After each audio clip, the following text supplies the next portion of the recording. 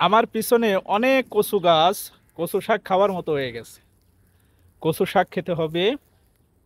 এখন এই কচু শাক দেখে অনেকেই বলতে পারেন যে কচু শাক আবার দেখানোর কি আছে। না রে ভাই, কচু শাক এখন অমূল্য রতন, যেটা এখন সবাই আর খেতে পারে না। এই যে আমরা প্রবাসে আছি, আমরা তো অনেক সময় খেতে পারি না, কিন্তু যখন বাংলাদেশে ছিলাম তখন অনেক কচু শাক খেয়েছি। এখন বাংলাদেশেও এরকম এই যে প্রকৃতির কচু গাছ এটা পাওয়া যায় না, এখন তো চাষের কচু সেগুলো পাওয়া যায়, কিন্তু এটা ওই যে বাংলাদেশে বলে না বাগানি কচু বলে, আমাদের এখানে বাগানি কচু বলতো। এই কচুর শাক খেতে কিন্তু অনেক সুস্বাদু, আর এটা যদি চিংড়ি মাছ দিয়ে ভাজি করা যায় তাহলে তো এক কথায় অসাধারণ। এখন এই যে প্রবাসে আছি, আমি যে ফ্যাক্টরিতে থাকি সেই ফ্যাক্টরির জায়গা, এটা আমার বসের জায়গা।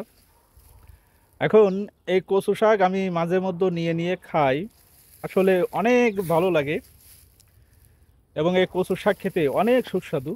আমি আপনাদের একটু দেখাই পিছনের ক্যামেরা দিয়ে, তাহলে আপনারা বুঝতে পারবেন কি পরিমাণে হয়েছে কচু শাক। অনেক কচু শাক, এই দেখেন কি পরিমাণে কচু গাছ, এবং কচু গাছের পাতা অনেক সুন্দর আছে, খাওয়া যাবে। অনেকগুলো পেকে গেছে, সেগুলো খাওয়া যাবে না। পাশে একটা উঁচু বিল্ডিং আছে অবশ্যই।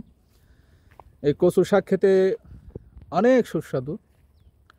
মাঝে মধ্যে আমি এখান থেকে তুলে নিয়ে রান্না করে খাই, আমার কাছে খুবই ভালো লাগে। তারপরে এই কচুর ডাঁটা কিন্তু আবার খাওয়া যায়।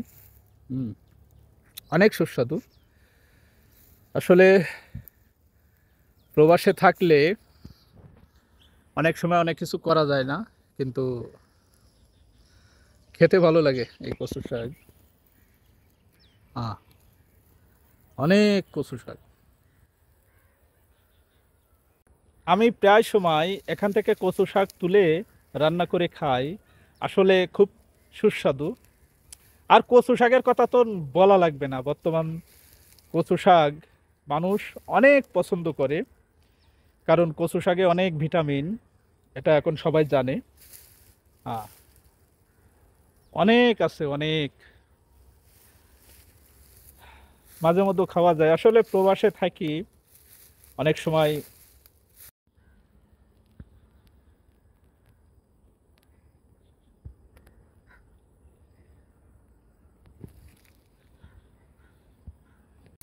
এগুলো তুলে রান্না করলে ওই দেশের একটা অনুভূতি পাওয়া যায়। হ্যাঁ, প্রবাসে থেকেও দেশের একটা অনুভূতি পাওয়া যায়, এজন্য মাঝে মধ্যে খাওয়া হয় আর কি। এটাই আর কি। তে ভালো থাকবেন সবাই। আল্লাহ হাফিজ।